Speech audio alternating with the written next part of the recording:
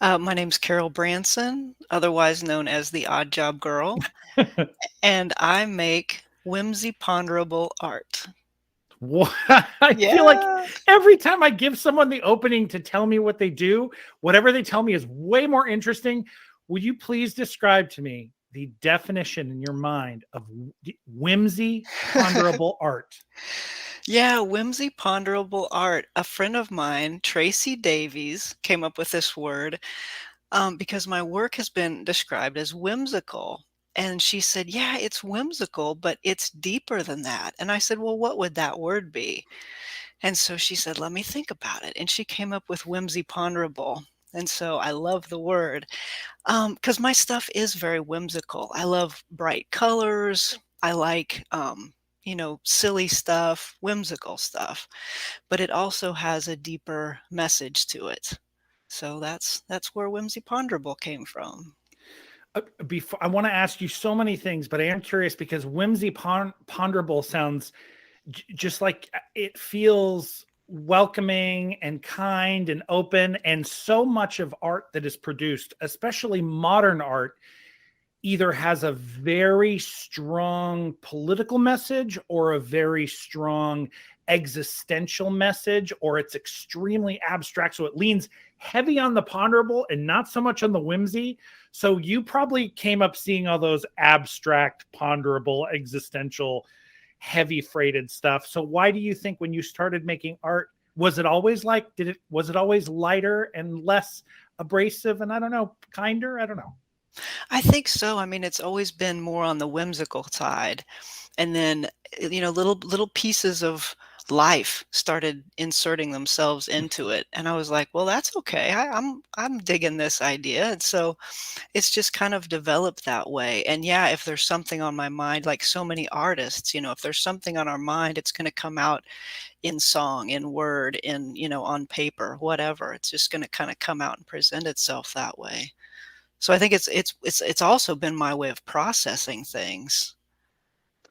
I looked at your entire gallery on your website and I totally get the whimsy and the ponderable. The stuff didn't feel, a lot of it didn't feel sorrowful. It didn't even feel there's a wonderful like nostalgic ruminating about the past. It didn't even feel like that. If there were things that felt like they were old, it still felt like, I don't know, friendly old. So do you feel like when you work on the art, is there usually one emotion you feel while you're working on it, or could it just run the gamut and then you don't know what's going to come out and then how people respond to it? Well, yeah, it can run the gamut. I know that I've had some stuff that I was angry when I made it, and I mean, it came out as anger, and it was like, "Here's the message, and here it's angry," and somebody's like, "I love this," and I'm like, "Well, whatever message you get from it, that's great." And, I had a piece where, sometimes my mind thinks of it differently than the viewer, and that's fine, everybody can draw their own conclusion. But, like, one piece, I wrote the word love, and I don't know if you saw that piece or not, and then I shattered it right in the middle of it, and a lot of people thought it was sad, shattered love, and I said, "Well, what if that love shatters everything else that you've ever known? What if it's that kind of shattering?" And so it can go different ways. Do you, when you make these things, do you feel like, so there was an emotion, you felt anger when you made a piece. Do you usually have something you are trying to relay through the art, or you sort of sit down with your own emotions at the art and whatever comes out, comes out?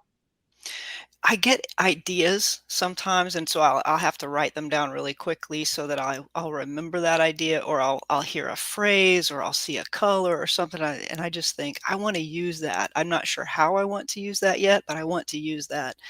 And then later it will present itself. And sometimes I'll have an idea of how I want it to go, and then it just presents itself in a different way. And so, I mean, in the end result, I'm happy with it. But sometimes I fight and get it to be what I want it to be, and other times I let it take control and it becomes what it wants to be. And, I make those hats, I doodle on hats as well, and Yeah. those I have to be in total silence. I have somebody, they're all most of them are commissioned, and people just give me an idea or a phrase or a theme or something, And so I just sit in silence and just kind of let the ideas come. And I make them with Sharpie, so there's no erasing. So it kind of helps me, in a life lesson of, if something goes awry, you have to just breathe and adapt. And so that's kind of how that's been helpful. That's been fun. Do you ever so I'm so you do use in some cases there's painting and you use physical pieces of media, so I want to ask about that. But those hats, do you ever start on a hat and then you talk about this need for kind of silence and focus? If you get distracted or you don't like the way it works, do you sort of the way painters do where you're like painting over it, painting through it, or do you ever have to just like chuck the hat and start again? So far, knocking on wood, I've never had to chuck a hat and start it again. It will morph sometimes into something if I can't quite get what I'm looking for. But yeah, I do what I call, I put them in timeout, and I walk away from it, and then I come back to it later, and get a clear head with it. But yeah, sometimes it has to morph into something else, and but it's fun. It's fun. It's fun to try to adapt to whatever happens. So I read through your bio on the website. So I encountered your art first. It's in the lobby of a local house of worship, and I just thought, especially I like the three-dimensional. So what you call upcycling. So your stuff that's so found objects of one kind or another you wind up using, and also three-dimensional. So things are up on the wall, but there's I forget what it, but I feel like skateboard and objects just sort of coming out at you, and I like the look of that. So where did that upcycling come from? When did you start deciding to like use these found objects and incorporate them? I think from childhood. I mean, we didn't have a whole lot of money, and so I think that it was just fun to find things that we had, because I wasn't gonna be able to buy a lot of art supplies. Right. And so, I dig through my grandma Mimi, we called her Mimi. I dig through Mimi's garage, and she'd have, odds and ends of this or that, and oh, I can use that in something. And so that's where that came out about, and that's been a lot of fun. How so at that time when you're talking about that, how old are you? When did you first, as you think back, when did you first think or remember first making art, and it just maybe just when you started, and then I don't know, maybe when it felt important, you decided this is something I really do want to do with more and more of my time. When did that happen? When I was pretty young, I'm probably 7 or something. I mean, my folks got divorced when I was 8, and so I Okay. think that was something, I could turn to, was art, and, keep my mind busy and keep me happy. But I do remember at one point I was in art class, and I made something, and the teacher scribbled on it in ink pen, and I took it home and I was devastated because I thought, "This is my art. How could you ink pen up my art like a spelling test?" And my mom was so kind, and she said, "Yeah, you don't have to deal with that. You don't have to let that influence you. You go ahead and make your art however you wanna make your art." So that was a real positive thing. Um, and then I guess it was 6th grade, 5th or 6th grade, I had a watercolor painting, win some award where it hung in the mayor's office. Yeah. So that was kinda like, "Wow, okay, well, maybe I'm okay at this. Maybe this is something." So that felt really good. What was your path from there? So we're thinking about elementary, middle school into high school. How much of your was art? Did you decide this is a career path for me, or was it still just like this is a thing I do naturally? I don't even think about it. Art just I use it as therapy. I use it to think. It's just fun to do, and I'm not thinking about I'm going to be an artist. Yeah, it was totally just fun. Okay. Yeah, I didn't I knew the reality of trying to support yourself as an artist, but of course, then I went into theater, which, is another art form that doesn't always pay off. But yeah, I it was always fun. It was just always, I guess, I mean, I wanna say an escape, but it was a place to escape to, and I really enjoyed it, and I always have. And I think not having it my main income is super helpful to keep that passion. Was there something so making physical media with your hands and making physical art like that is different than theater? Is there a reason theater sort of as you got older drew you in and made you think this? I mean, they're both hard paths, but theater, what was it about that compelled you more? Well, and I went into technical theater, so that's still working with your hands and Yeah, that's lights and true. so but I mean, I was drawn to my mom took me to a play, I believe it was Annie Get Your Gun was the first play I ever went to, and I was just, taken in. I mean, Yeah. the lights, the costumes, the set, I mean, everything, the music. I just loved it, and I said, "I need to be part of this." It's one of those things where people say it doesn't you don't choose it, it chooses you, and so I felt a call toward theater, and so I took acting classes, and I had fun, but it didn't seem like me. I thought, "This isn't so much me," and then a friend of mine, introduced me to technical theater, and I said, "Well, this looks more like me," and so that's when that started, and that was in high school, and then, um, other things happened in high school. I came out as a gay person, Mhm.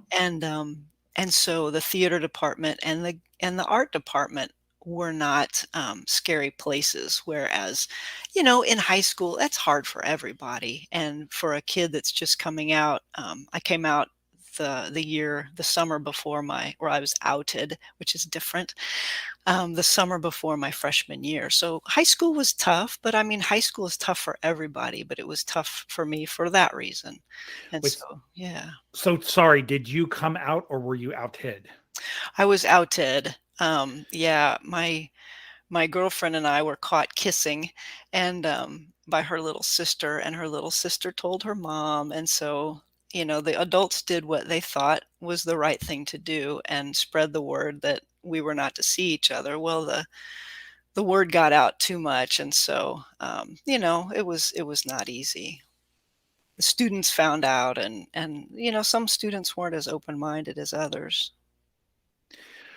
Do you think your mom or dad would have responded differently if you had been found at that freshman time kissing a boy? Some people wig out about people even dating or doing that stuff early. Do you think that was an issue, or strictly they did tell you they would have been okay with it if it wasn't another girl you were kissing? Yeah, they told me very clearly that it would have Okay. been okay if it would have been a boy, so, yeah, they even kinda encouraged that to happen. What it that so how close at that time, how close were you to this person? And was that ultimately, as you look back, was the huge trauma that you were torn from this person, or really that was just kind of, sort of puppy love stuff, and it was really the fact that the parents responded so badly? We were best friends, and so I think Oh, that in my mind, this was where this path was going, but in her mind, I think she wanted to get closer to her friend, and okay. so both of our paths went different ways. I mean, she ended up getting married to a man and having kids, and, we're still Facebook friends, everything's still good, but I think it was just a time of discovery for both of us. Uh, what how did your art change at all at that time? So before that, you were working on art, you were thinking about theater, you were doing these things. What changed in high school for you because you were outed, against your will at that time? What were those 4 years like? Well, that might have been when a lot of the more passionate stuff came out, Okay. maybe the angrier stuff. It was an angry time for me. I mean, I look back on it now and I remember the good stuff. I can remember, oh yeah, there were some nice people in high school, but at the time, it seemed like everybody was against me, and it was so difficult. And I ended up moving out of my parents' home the summer before my senior year. So I finished high school not living with my parents, living on my own. There was quite a bit of anger involved, and but I was in my senior year, so I took mostly theater and art classes. But there was a bit of satisfaction when when the school would say, "Well, you need a parental, signature for this," and I'm like, "No, I'm not gonna get that. I don't live with them, that, you're I'm I'm I'm finishing high school, and that's where we are." So, yeah. Did they have workarounds for that? Did you have to, like, go get emancipated or anything?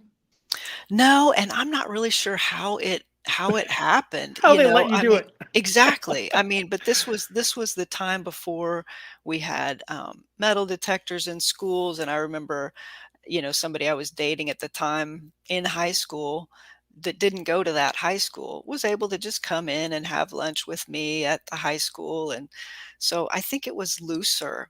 And I'm not sure how we were able to do that, but yeah, I was able to just do my own thing and finish high school without parental assistance. What was it about the theater department, the arts? Was it just typically people who are a little more countercultural, people who are outside of the norm? Um, or was there something, what about that place made that friendlier to you in your high school time, and maybe led you to, again, made it friendlier to you? I think it was because it was kind of a place where I knew gay men were. Mhm. I really wasn't finding any gay women places, but I was finding the gay men, and so I thought, "Well, these are my people." And so I found my people there in the theater department, and had a whole lot of fun. It was, and it was a place where we could be, the impromptu of it all. I enjoyed the, impromptu classes when I took acting classes. Those were my favorite, of just making a story and making up things, and that was fun. Maybe, putting on a different disguise. That was nice too. When you say you've, like, kind of moved into the technical theater parts, is it just because it matched your skills more? Was there a point at which you realized I'm not having as much fun as at the acting part as other people, or I'm not going to get good enough to be able to compete with these people? How come it felt like one over the other? I think it was just, yeah, more. I've just always been, good at building things, making things, and so I think it was just, I knew that that was gonna come more natural to me. Yeah. I enjoyed the acting part, but I loved the spontaneity of improv. I love the spontaneity of improv. And I just, yeah, like in college, I went on to college and majored in technical theater, and we had to take, the acting students had Mhm. to take tech classes, and the tech students had to take acting classes, which was brilliant, so we could all know what each other was up against. Right. And I was like, "How do you guys remember all these lines That was my that I problem. can?" Yeah. Yeah, so see, you understand. Yeah, it was I just thought, "No, let's go back to the improv." Yeah. Have you kind of kept that? I feel like improv comedy popped up. Did you find yourself going, oh, maybe I want to go take some of those improv comedy classes? Did you do any of that? I did not. No, I figured I'd leave all that to the professionals. I mean, I have so much respect for people that I've worked with in the past, and, um, the acting people, and, yeah, I totally feel like the technical theater was more my place. So you mentioned that, you kind of remembering, wow, I got that award, and they put my watercolor up in the mayor's office. Throughout the years, did your parents, family, friends, was everybody always supportive of your art? So you had a rift with people because, you know, you got, and were you clear when you got outed? Do you feel like I was already clear that I have a gay identity. I know who I am. I know this is what I want. Or did you sort of get outed at a time where you weren't sure what you're doing or exactly what you felt? Well, I was pretty sure, Okay. but, I mean, I had crushes on guys too. I mean, I think that, a lot of times people are on a continuum, and, we're somewhere in the middle, and I had a few crushes on guys, and they never amounted to anything, but I was pretty sure. But my folks sent me to Ozark Christian Counseling, and so Oh, I yay. thought, "Well, this is," yeah, exactly, that's how I felt. Except it was across the street from a donut place, so we got to get donuts afterwards. That was the only good part. But the therapist did say, "Leave your options open." And I thought, "Well, I can hold on to that. I can understand that. He didn't try to talk me out of it. He didn't, he did some things that were kind of weird, but the thing that the main takeaway, I guess, is what he said was keep your options open, and so that was okay. But yeah, I was pretty much sure that was my path. Did you envision or fantasize before that or after that about a way you would have rather it happen? So were you really angry about how it happened, or were you mostly just angry about the aftermath? I guess how it happened. I mean, I was planning on coming out at some point. I do remember in junior high, um, knowing that I was different, and then I finally found out that the word was gay, and I'm Yeah. like, "Oh my gosh, it's a thing." Like, I'm not as big of a freak as I think I am. It's a thing, and so I was so excited to know that I was, you know, what was going on. It's like, "Oh, I'm gay, that's all. Everything's gonna be fine." And then I realized if I wanted to tell anybody, this was what jokes were made of. And I'm like, "Oh, no, they make fun of gay people. So this is scary again." And so that's where that was. And so then I had to just, stay closeted and stay hidden with it. But I do remember the moment I realized what that term was and what it meant to me, and that was kind of refreshing. And so I figured in time I would be able to tell people, but I would have told them in a different way. And my parents did the best they could, but it was painful. It was a really painful time. Do you feel like you had conversations with either of them or both of them later where you figured out whether they were really judgmental about it, or they were mostly worried about what that meant for you? And so trying to push you away from it because they're worried about you, or just they didn't like that choice? I think a little bit of both. My mom, uh, like I said, my folks were divorced, and my mom had remarried. Well, my dad had remarried too, but I guess not yet. He was getting ready to remarry. But anyway, my mom was getting her master's degree, and so she went the route of interviewing me as a gay person. So it was how she could understand it. She wrote a paper on it. So that was how Wow. she could understand it. And so, I mean, and it was tough. It was tough because she didn't want me to be gay. I was their only kid, and so I think they felt a little, what did I do wrong? How could I have prevented this kind of thing? And Yeah. so they didn't realize that it's just a thing. It's okay. And so she she came to grips with it, I think, a different way than my father did. My father has always been pretty strong in the church, and so that was a factor. He was afraid on that respect of the religious part of it. Yeah. And so he went a different route. And since then, I mean, this was when I was 12, and so since then, they've both become very supportive. And they have their hiccups when they've said, well, this is are you sure, or something, but Yeah. now they're very supportive and very kind, and I'm really thankful. Okay, so I also wanted to ask almost the same question for your art. A lot of artists sometimes they're told. I mean, when you talked about uh, the career possibilities for visual art, you're like, well, I know it's hard. Some parents try to talk their kids out of art. Some kids are encouraged when they're young, but then they're always told, no, you got to have another path too. You can do this on the side. This is a waste of time. Did you get a lot of positive or negative as you were growing up into your young adulthood about spending time doing art or theater or something that seems less viable than CPA and marketer? Exactly. Yeah, I think that they would have both enjoyed that I had a real job, quote unquote, Real right? job. Yeah.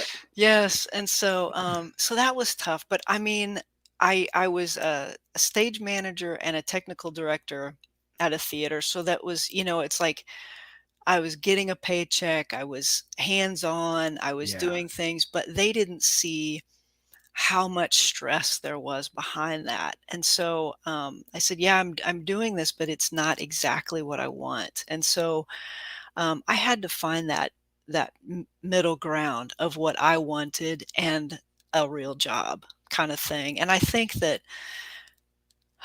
honestly, still it's hard for them to see anything that's not, like you said, a CPA or something like that as a real job, as the arts.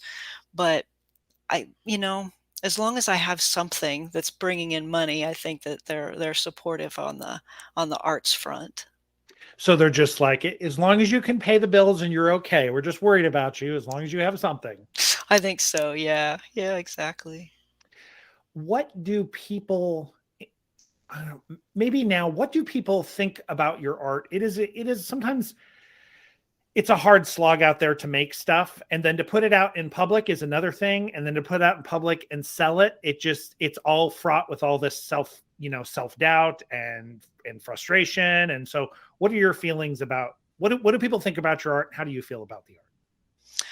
I've been really lucky that people have enjoyed it. And one of my favorite things, if I'm doing a show, is if people come up and tell me what emotion it evokes in them. They'll say like, "Oh my," like I have one sculpture that is an old bucket Yeah. in front of some barn wood with this screen that looks like water going in the bucket and out of the bucket.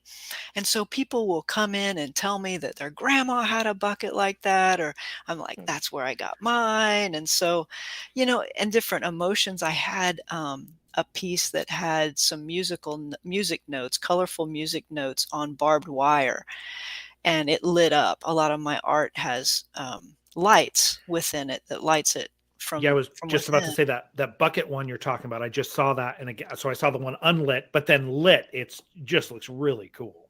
Oh, thank you, thank you. And so, different emotions that are, brought up by those things, and the music notes on the barbed wire, I needed a name for it, so I stuck it on Facebook and I said, "What would you call this?" And so many people had so many different ideas, and some were political, some were gay themed, some were, music themed. I mean, it went all over the place, and it was really fun to see what emotions my stuff brings out. I think that that's fun. Do you make the art? Do you talked about commissions? How does it feel either sitting down by yourself to make something kind of for yourself and not thinking about what's going to happen to it when it's done, and then making things for other people for pay? How have you felt through the years that thing about, do I want to earn my whole living from making art and selling it to people? Because I think that's a hard, eventually, if you have to serve the market like that, sometimes people struggle with that. How have you thought about it? Yeah, that is tough. That is tough.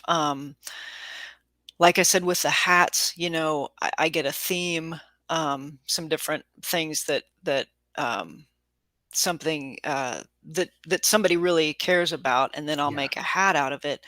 And I always tell people I get to have a lot of artistic license. I would like to have a whole lot of artistic license. Um, and so just recently, a woman said, I love this, but I want it this way. I mean, with a whole lot of room for artistic license. And so we chatted on the phone a little bit. She gave me a title of a book that she wants to write, and Mhm. she said, "This is what I want it.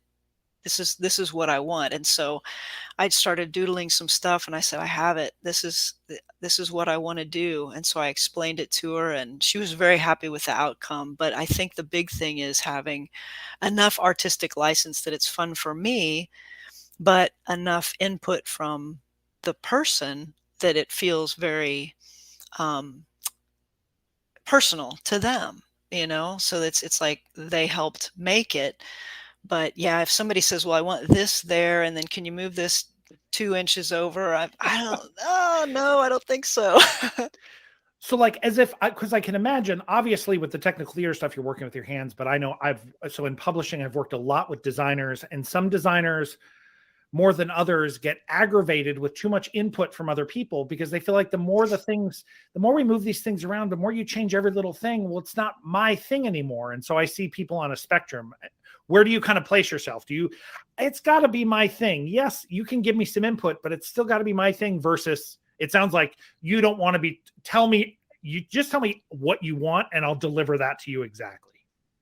Yeah, I can't do that, at least not at this point, I Okay. mean, I mean, I might be able to, but for me, it really helps to have a lot of artistic license, and, if somebody just gives me, like, a theme or an idea, and I can kinda run with it, and if they don't like it, then I think that even, like, with this last woman that I worked with, I thought, "I like what I just did. This came out nice. I'm happy with this. If she doesn't like it, somebody will." And, so and I mean, I enjoy after I make something, I stick it on my own wall for a while until it goes to a new home, and so I enjoyed looking at that piece for a week or so until I delivered it to her. But, yeah, I really like to have the artistic license, and I mean, I've designed in the past, I designed a T-shirt logo for somebody, and I did Okay. have to so that was all them, but I knew that going in. It's like, "Okay, I'm just here to put it on paper for you. I'm here to put your ideas on paper." And so I think my mindset was different. It wasn't my art that was going on there. I mean, ultimately, it was my art going on there, but I was just kind of the channel of them, you know? So I just had to change my mindset.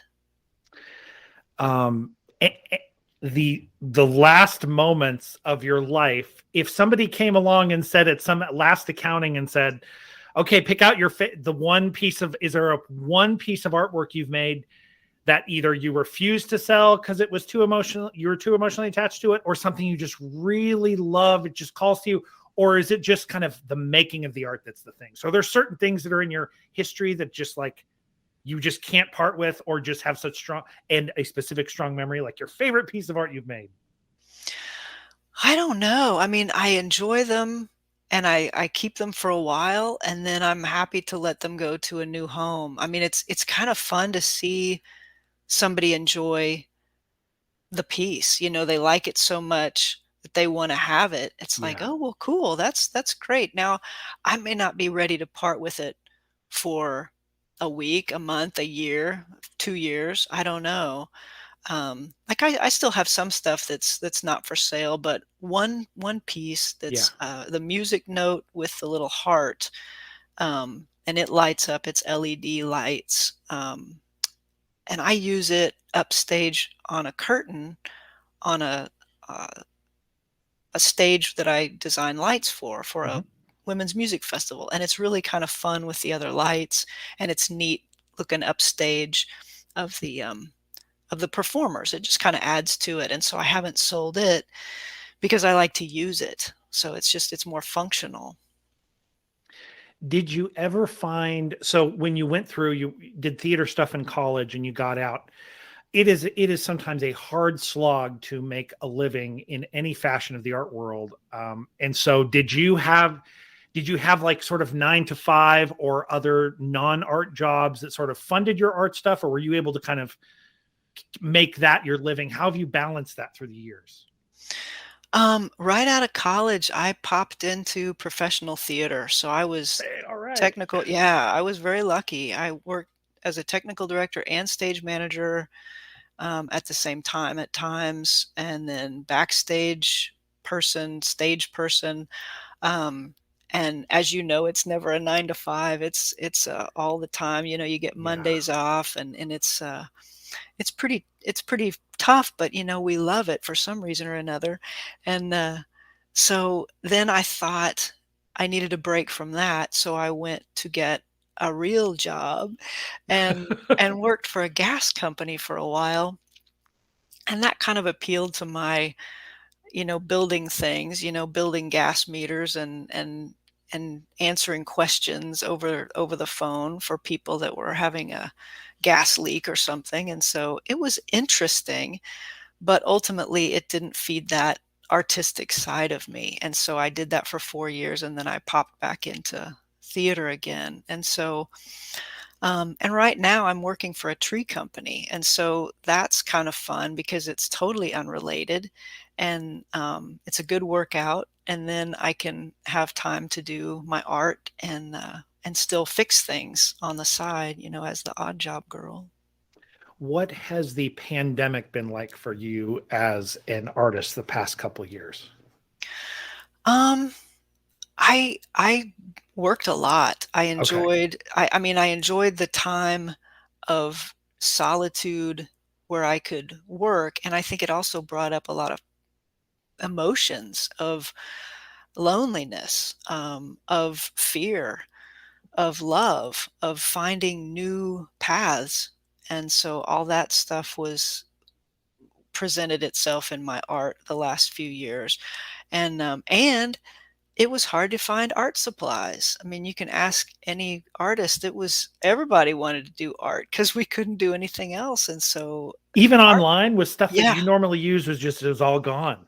Yeah, art Wow. supplies were in high demand, and so I thought, "Well, again, I will use what I have." So, I'm like, "Well, let's see what we can do," and, I think the hardest part was if an artist wants a color, we want a specific color, and there are certain paints that won't mix to that color, so you have to get that color itself, you can't mix it.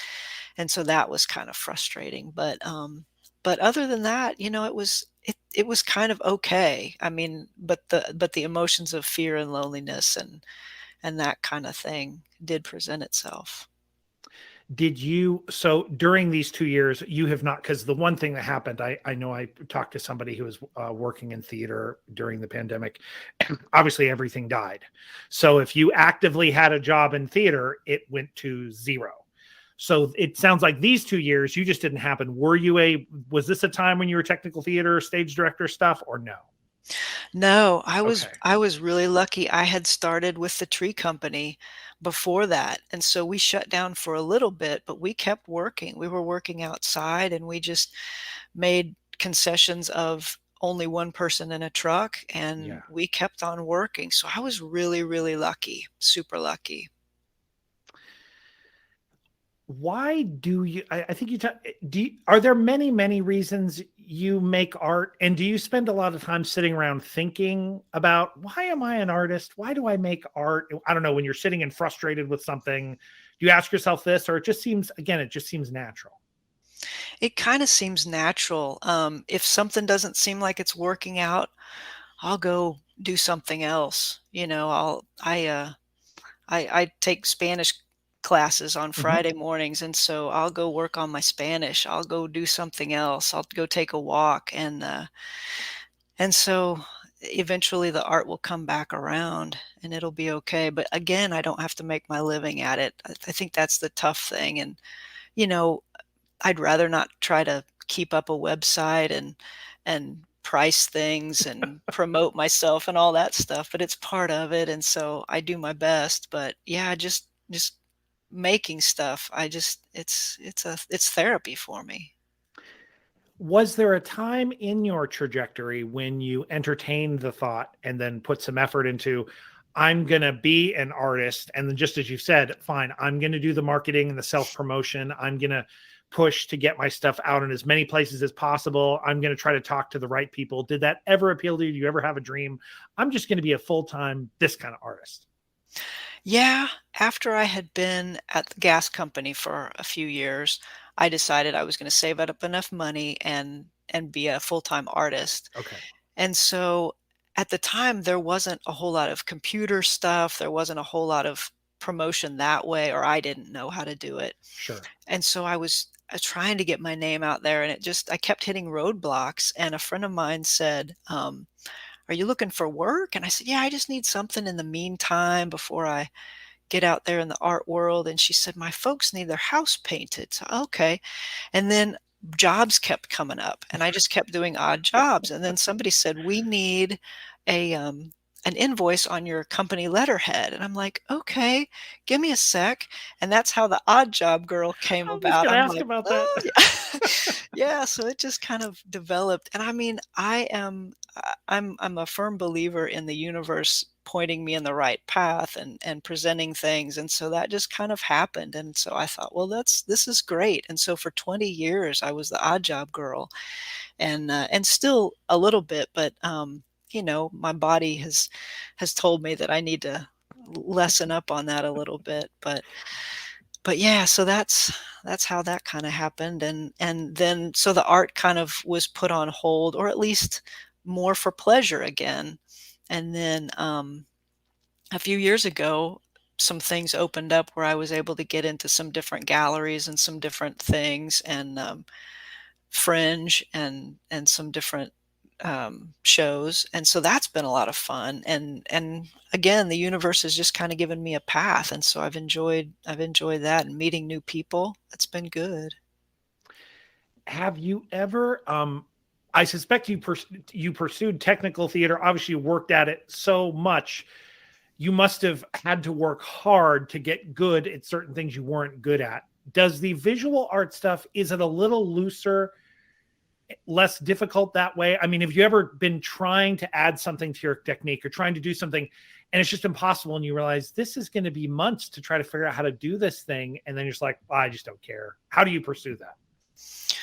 Um, I think I just try to figure a different way, or I'll ask people, if there are other people that have a technique, or something that I would like to learn, then I'm all about learning something, and I don't want anybody to give me the recipe to their secret sauce by any Sure. means, but it's kind of fun to share ideas. I have other artists that will get together and, and just say, "Hey, what are you working on right now?" And, "Oh my gosh, what are you doing here? And what are you doing there?" And then we'll ask, "Well, what do you think about my piece? What do you think could be added?" And so it's kind of fun to bounce ideas off of each other, and you get that input from somebody else that's not doing the same art that you're doing, but they can give you objective input, and then you build on that energy of the creative process, and that's kind of fun. That's a lot of fun.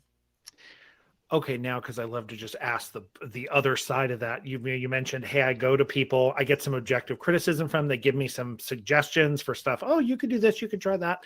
Obviously, other criticism is either you take it hurts because it gets close to something I know I'm bad at that, and this person just zoned right in on the thing I'm bad at, or they don't like this kind of art, so they give you 500 words out of their mouth in the moment about how your kind of art sucks, and they might do it in the most professional way. So when can you think of a time has that happened, and how do you deal with it?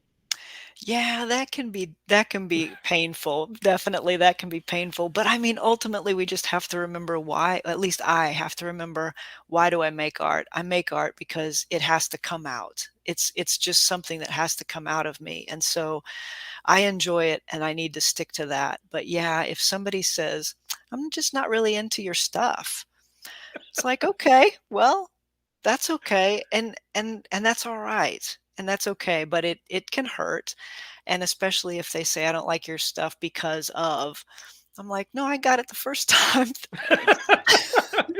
So, but yeah, it can be painful, but I have to just try to remember why I do it, and then I can sort my feelings out a little bit better.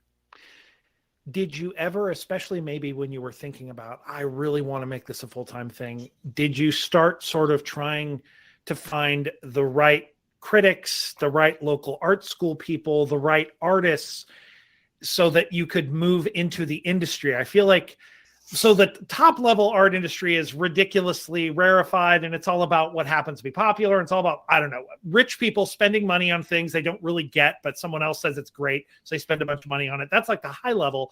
But I still feel like people everywhere in the art world are trying to sift themselves into some spot where your art finds the person who likes it. So did you try to spend any time doing that, where I know what I make, and then how the heck am I going to find the right people who also like this? It is tough. It's trying to get what you make into the right hands. I think, yeah, I just have to have people that dig my style to Yeah. find my stuff, and so, yeah, it's tough. Um, Fringe helped me because it was just out at Union Station, and And that's like so the Fringe Festival. I feel like they do. There's tons of sort of quote unquote alternative visual arts, alternative theater stuff. it does. It seems like there's less conformity, and so Yeah. you can be a little bit more loose with your style. And so I enjoyed meeting the other artists at the Fringe Festival. We didn't have to be there the whole time, obviously, but they encouraged us to be there when we could, and so we would chat with each other, and that was a lot of fun. And what was neat is, since it wasn't at a gallery, it was at Union Station, and so people that may have not gone out of their way to see art were Yeah. there. And so they're like, "Hey, I might like art after all, and I like this person's art, and I like this person's, but that person not so much." But, so you had a bunch to choose from, which was kind of fun. And so I feel like all of us were able to be seen by somebody that could relate to our stuff. And I actually met my pen pal who lives in El Salvador, through the Fringe Festival. She was in the United States. She was in Kansas City visiting, and she reached out to me later and said, "I like your stuff." She says, "My English is not very good."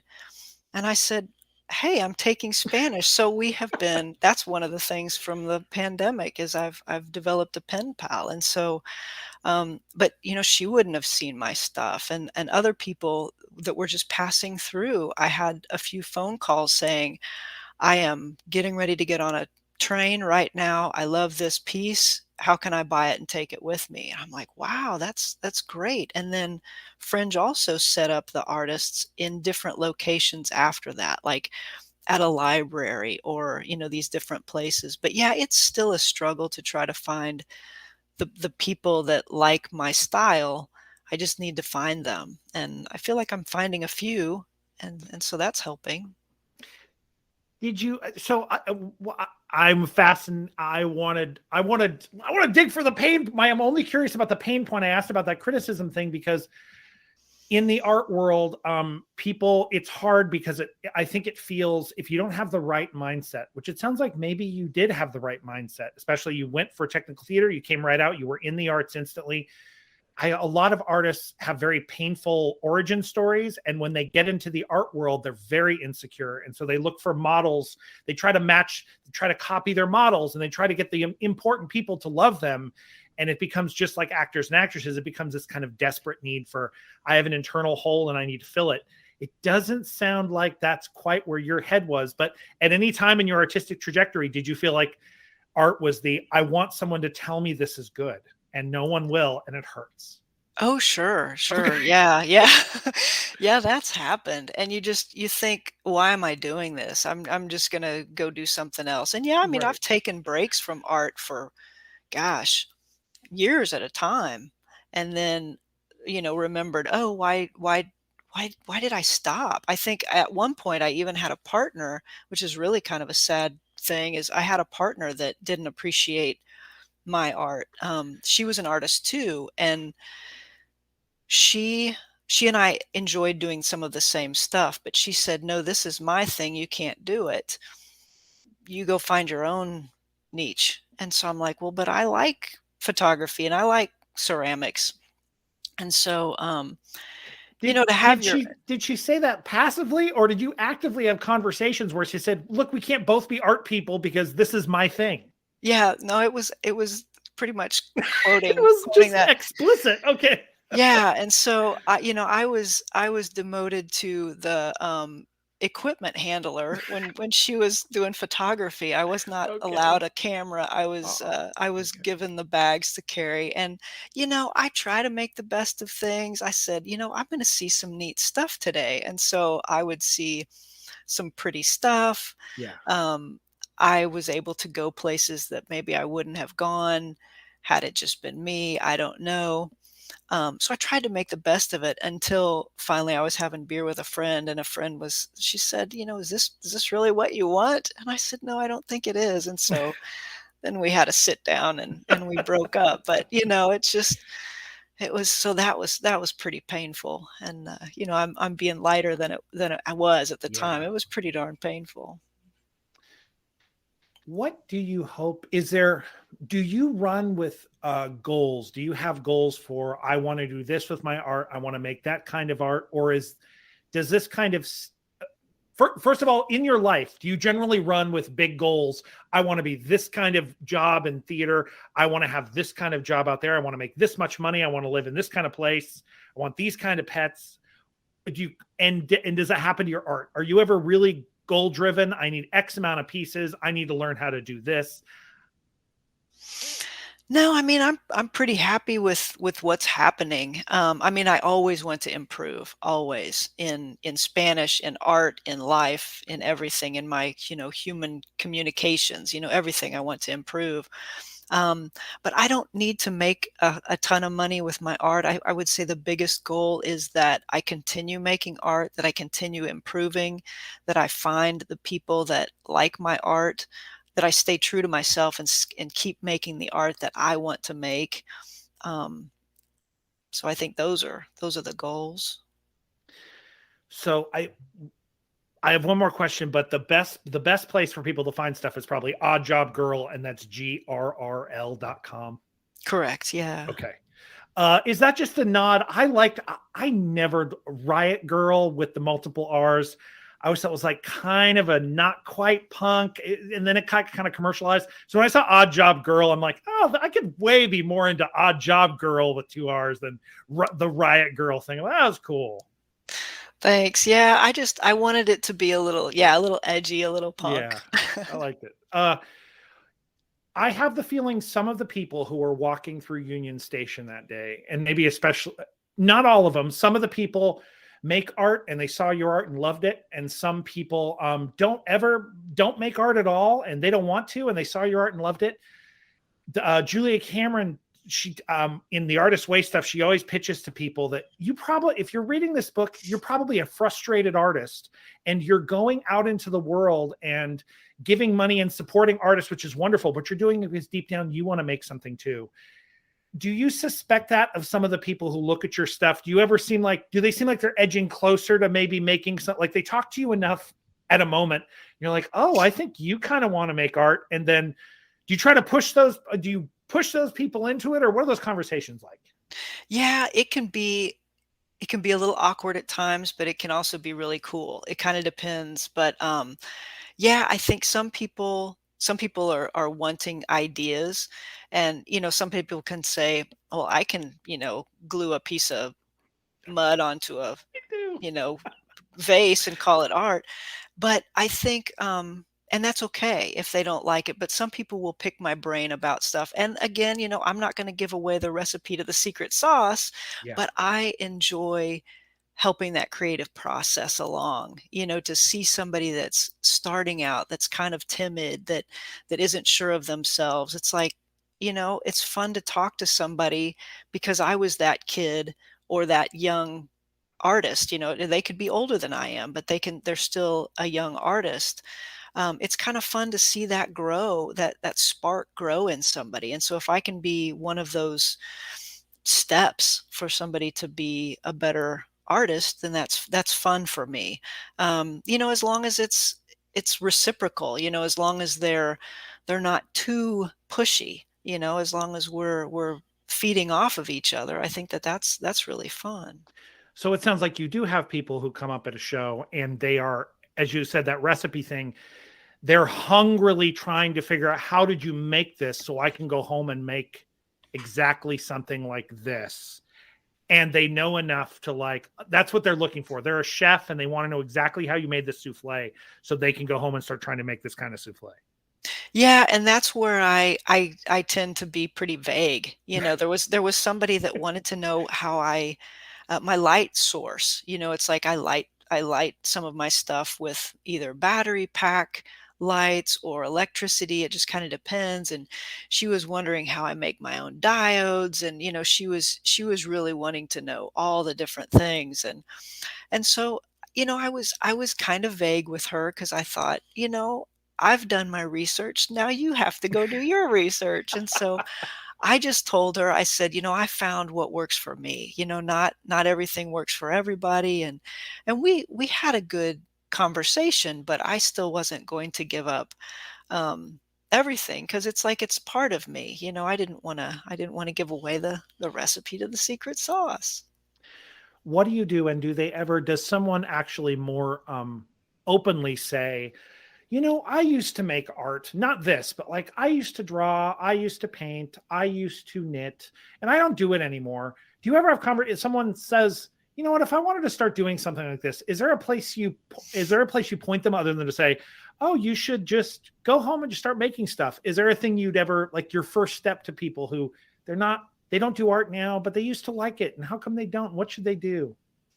Yeah, I mean, I encourage them to start making art again if it's something they want to do. And if they want to get their art out there, yeah, I'll point them in different directions of the fringe, these Okay. different galleries.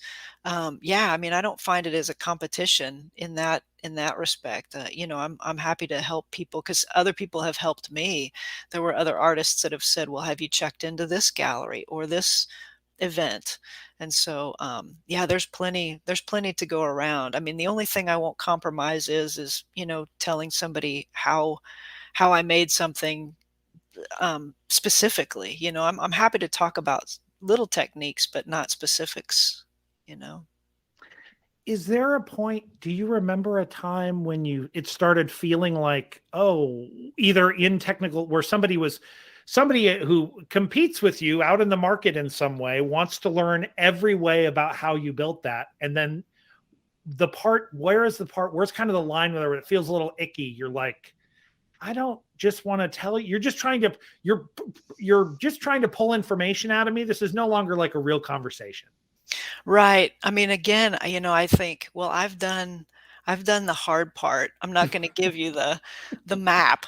So, yeah, I tend to I'll give a little bit because it's nice to be able to give a little bit because maybe someday in the future I'll need some information that they have. And so Yeah. we'll remember, hey, you helped me out, I'll help you out. But yeah, I don't want to give the specifics, and I don't think anybody would. It's just part of it. You got to learn how to do it yourself, and as my dad says, sometimes you have to fall down and get your nose bloodied to learn something. But yeah, I'll give people some information, but not a whole lot, because yeah, especially in technical theater, I mean, you understand how we want it done this way at this time, and it has to make no noise. Okay, well, we need this equipment, but we have to muffle it, and we have to, well, how did you get to that point? And so if we had to build it from scratch, we just can't give that information to other people without something back, something in return. Do you ever your work again, people not at your company or not at your playhouse, people where you do, I mean, do you bar where like you're close, I think we can trade, like I whatever it's needed, like I have something you don't know how to do, you have something I don't know how to do. Is there ever like a strict like handshake agreement? You ever swap information that way? Oh, sure. Okay. Yeah, definitely. Yeah, definitely. Because you find people that you can trust that aren't going to take it further than they need to take it. Right. And oh yeah, yeah, definitely. There's a nice reciprocal relationship of trading information, sharing information for sure.